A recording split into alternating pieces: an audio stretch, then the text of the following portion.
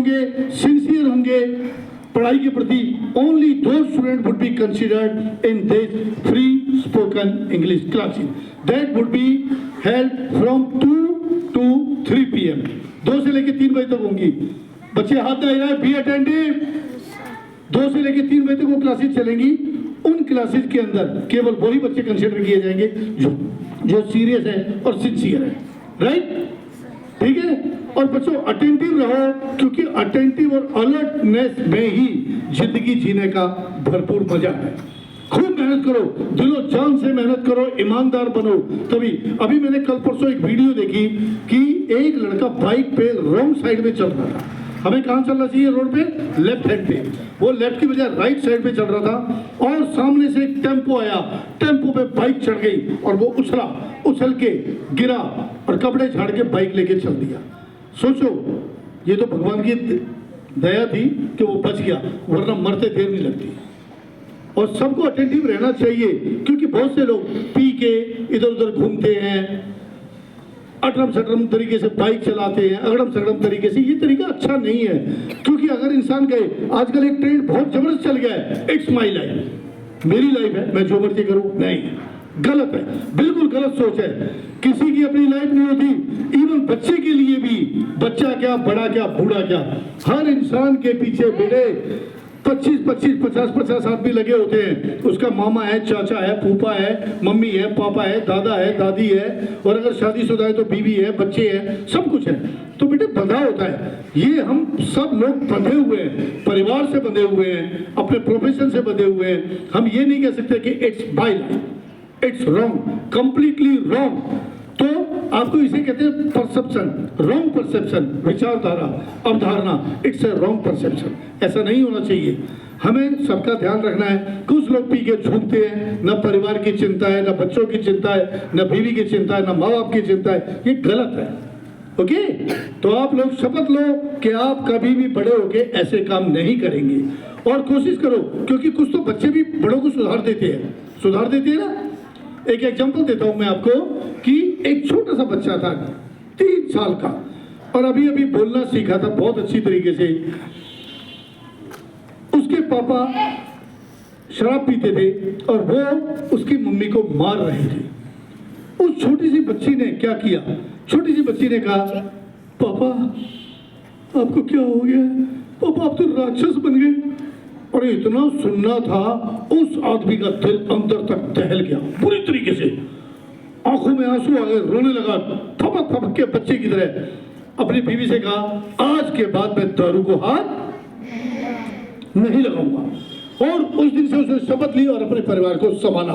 तो छोटे से बच्चे ने सुधार दिया। तो हम कह सकते हैं कि age is not the issue, age मायने नहीं रखती। समझदारी की बात एक छोटा बच्चा भी कर सकता है और मूर्खता की बात एक बूढ़ा भी कर सकता है। It's a reality. संत कबीर थे, जब संत कबीर के इतने चेले चपाटे हो गए तो उनके अंदर थोड़ा घमंड आ गया। अब जब घमंड आ गया तो उन्होंने क्या किया? वो चल रहे हैं बढ़िया बात शान के साथ, उनके साथ में उनके चेले चल रहे हैं 50-100। संत कबीर ने देखा कि एक बच्चा हाथ में दिया लेके जा रहा था मंदिर की तरफ। संत कबीर क्या कहते हैं? एकदम क्वेश्चन पूछा, बेटे इस दिए में जो लौ है यानी अग्नि, वो कहां से आई है? बड़े हाँ, बच्चा क्या जवाब देगा?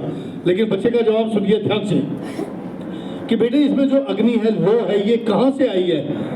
बच्चे ने आनंद फानंद में आव देखा ना ताव बुझा दी। कहता पहले ये बताओ ये कहाँ गई है?